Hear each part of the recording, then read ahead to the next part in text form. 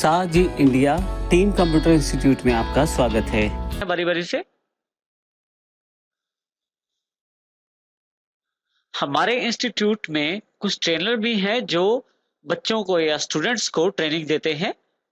इसके लिए मैंने एक अलग से ट्रेनर टेबल बनाया है जिसमें ट्रेनर से रिलेटेड इंफॉर्मेशन को रखा जाएगा। इसमें सबसे पहली फील्ड है ट्रेनर आईडी, जिसमें उन ट्रेनर्स का आईडी नंबर स्टोर किया जाएगा जो कि ऑटो नंबर है, जैसे हमारे पास स्टूडेंट्स में अवेलेबल था।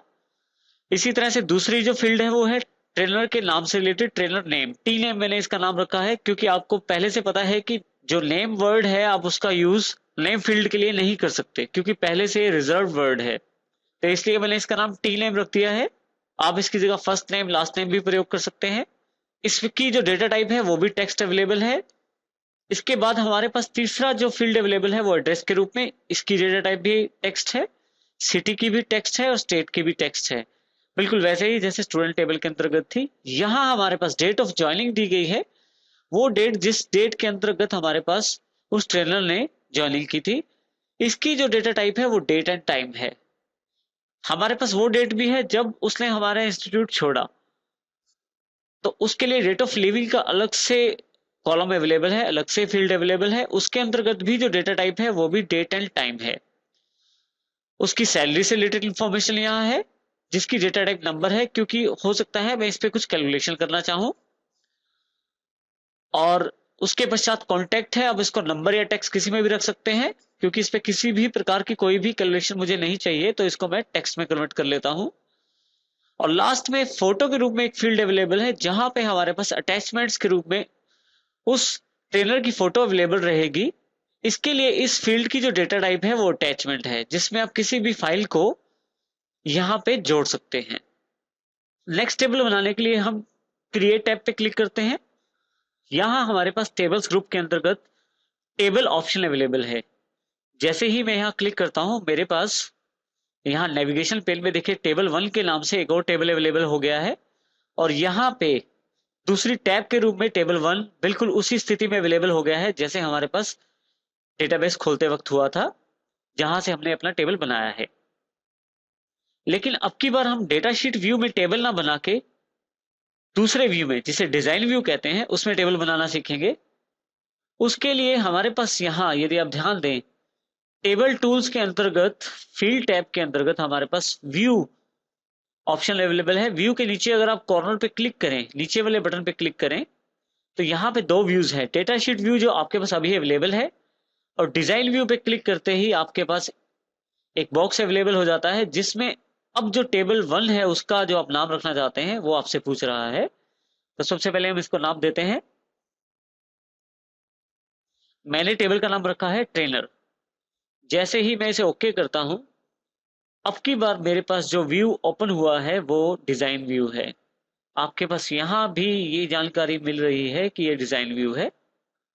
यहाँ यदि ध्यान से देखें तो हमारे पास सबसे पहला जो कॉलम्स है फील्ड नेम का है। इसमें हमें उन फील्ड्स के नाम देने हैं जो हमारे ट्रेनर टेबल के अंदर अवेलेबल रहेंगी। साथ ही जो दूसरा कॉलम है उनकी डेटा टाइप से रिलेटेड है, और तीसरा जो कॉलम है वो डिस्क्रिप्शन से रिलेटेड है जिसमें हम उन फील्ड्स की अधिक जानकारी दे सकते हैं। इसके अतिरिक्त अगर आप नीचे की तरफ देखें तो हमारे पास फील्ड प्रॉपर्टीज के अंतर्गत दो टैब्स अवेलेबल हैं, जर्नल और लुकअप्स, जिनका अलग अलग प्रयोग है और हम इनकी जानकारी कुछ समय पश्चात लेंगे। इसके अतिरिक्त आपके पास यहाँ एक छोटी सी बॉक्स में हेल्प भी अवेलेबल है। जब आप किसी चीज को यहाँ सिलेक्ट करते हैं तो उसके अकॉर्डिंग आपको यहाँ हेल्प अवेलेबल करवाई जाती है। देखिए जब मैं फॉर्मेट पे क्लिक करता हूँ तो यहाँ उसकी जानकारी फॉर्मेट से रिलेटेड दी जाती है। कैप्शन पे क्लिक करता हूँ तो कैप्शन से रिलेटेड कुछ जानकारी अवेलेबल हो जाती है। इसी तरह से ऊपर फील्ड नेम में क्लिक करता हूँ तो मेरे पास फील्ड नेम की जानकारी उपलब्ध हो जाती है, जिसमें जानकारी दी गई है कि फील्ड नेम जो है 64 कैरेक्टर लंबा हो सकता है, जिसमें स्पेसेस भी शामिल रहते हैं। अधिक जानकारी के लिए यहाँ हम F1 भी प्रेस कर सकते हैं। इस तरह से हमारे पास डिजाइन व्यू के अंतर्गत ये पूरी जानकारी उपलब्ध हो गई है। यहां से मैं उन फील्ड्स को बनाना शुरू करता हूं जो मेरे ट्रेनर टेबल के अंतर्गत अवेलेबल हैं। जैसे कि आईडी फील्ड जो इसने पहले ही अवेलेबल करवा दी है हमें, और उसकी डेटा टाइप देखिए अब यहाँ ऑटो नंबर पहले से ही सिलेक्टेड है। यहाँ अगर मैं चाहूं तो उस फील्ड के बारे में कुछ डिस्क्रिप्शन टाइप कर सकता हूं, जैसे कि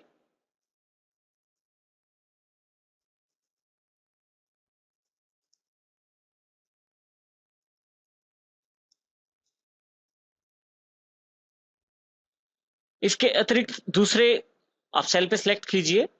यहाँ मैं ट्रेनर के नाम से रिलेटेड इंफॉर्मेशन स्टोर करना चाहता हूँ, तो यहाँ टी नेम मैंने टाइप कर दिया है। टी जो है ट्रेनर के लिए अवेलेबल करवाया है, जैसे स्टूडेंट में एस मैंने नेम के आगे रखा था। जैसे पहले जानकारी दी कि नेम जो एक पहले से रिजर्व्ड कीवर्ड है, इसलिए हम इसका नेम का यहाँ प्रयोग नहीं कर सकते, इसीलिए मैंने एक कैरेक्टर आगे जोड़ दिया है टी नेम। आप चाहें तो फर्स्ट नेम, आप चाहें तो इस फील्ड का नाम फर्स्ट नेम और लास्ट नेम की तरह भी रख सकते हैं, ताकि आसानी से आप डेटा इसमें एंटर कर पाए। दूसरे डेटा टाइप वाले सेल में अगर आप क्लिक करें साथ वाले में, तो आपके पास एक डेटा टाइप की लिस्ट अवेलेबल हो जाती है। यहाँ कॉर्नर पे एक बटन है, यहाँ आप क्लिक करते हैं जब, तो एक डेटा टाइप्स की लिस्ट अवेलेबल हो जाती है। जैसे मुझे जानकारी है कि जो नाम है ट्रेनर का वो टेक्स्ट फॉर्मेट में रहेगा, तो मैं यहाँ टेक्स्ट सेलेक्ट कर लेता हूँ। आप चाहें तो यहाँ डिस्क्रिप्शन दे सकते हैं। फिर से तीसरी फील्ड जो मैंने यहाँ बना ली है वो है एड्रेस।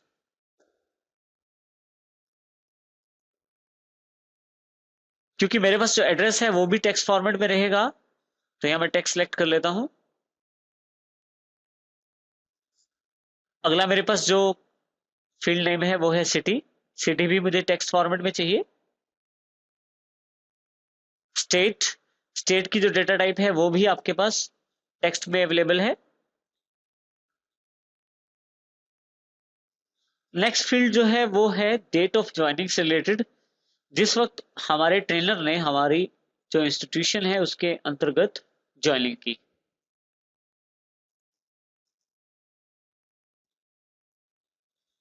क्योंकि मुझे यहाँ डेट स्टोर करनी है, तो अब की बार यहाँ पे मैं डेट टाइम का डेटा टाइप फॉर्मेट ले लेता हूं।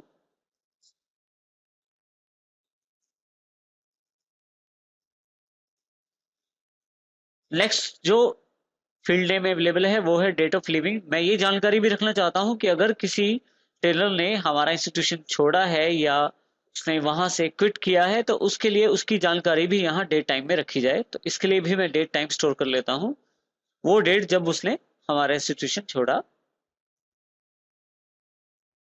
इसके अतिरिक्त उसकी सैलरी क्या है, क्योंकि सैलरी में मुझे कैलकुलेशन करनी है, तो अब की बार मैं यहाँ नंबर फॉर्मेट ले लेता हूँ। कॉन्टैक्ट नंबर मैं टेक्स्ट या नंबर दोनों में ले सकता हूँ, लेकिन अब की बार मैं यहाँ नंबर में अवेलेबल करवा रहा हूँ। और मुझे हर एक ट्रेनर की फोटो भी चाहिए होती है एम्प्लॉयज आईडीज के लिए। इसके लिए यहाँ पे मैं अगर क्लिक करूं तो एक डेटा टाइप अवेलेबल रहती है अटैचमेंट के रूप में। इसे मैं यहाँ क्लिक कर लेता हूं। अटैचमेंट फील्ड इसलिए क्योंकि मैं ट्रेनर की जो फोटो है उनका लिंक अपने पास चाहता हूं अटैचमेंट के रूप में। जब मैं यहाँ क्लिक करता हूं तो मेरे से जानकारी मांगी जाती है कि do you want to save changes. Yes, क्योंकि मैंने जो फील्ड बनाई है अब यहाँ मैं इसे सेव करना चाहता हूँ। लेकिन यस करने के साथ ये सेव हो जाएगा और नो करने के साथ ही ये सेव नहीं हो पाएगा। अभी मैं इसे कैंसिल कर देता हूं। यहाँ पे एक दो चीजें और भी जाननी आवश्यक है, जिसमें सबसे महत्वपूर्ण चीज है, अगर आप आईडी फील्ड के साथ में देखें तो एक छोटी सी की का निशान आ रहा है। ये असल में प्राइमरी की है और हमारी इस आईडी फील्ड पे प्राइमरी की लगी हुई है। हमने जैसे पहले जानकारी ली थी, प्राइमरी की जो है वो रिकॉर्ड्स को डिफरेंशिएट करने में काम आती है और इसमें सभी रिकॉर्ड्स यूनिक होते हैं। साथ ही इसमें डुप्लीकेट रिकॉर्ड नहीं डाला जा सकता। तो जिस फील्ड के साथ आप ये आइकॉन देखते हैं छोटा सा चाबी वाला, उस फील्ड को प्राइमरी की कहते हैं और प्राइमरी फील्ड मानी जाएगी वो, जिसके अंतर्गत आप किसी भी रिकॉर्ड को दोबारा नहीं डाल पाएंगे। इसीलिए यहाँ पे हमारे पास आईडी में ऑटो नंबर अवेलेबल होता है। आप चाहें तो कुछ और डेटा टाइप भी यहाँ ले सकते हैं, लेकिन आप उस फील्ड में किसी रिकॉर्ड को दोबारा एंटर नहीं कर पाएंगे। इस तरह से प्राइमरी की बहुत इंपॉर्टेंट हो जाती है हर रिकॉर्ड को किसी भी दूसरे रिकॉर्ड से डिफरेंशिएट करने के लिए। तो यहां हम ये कह सकते हैं कि प्राइमरी की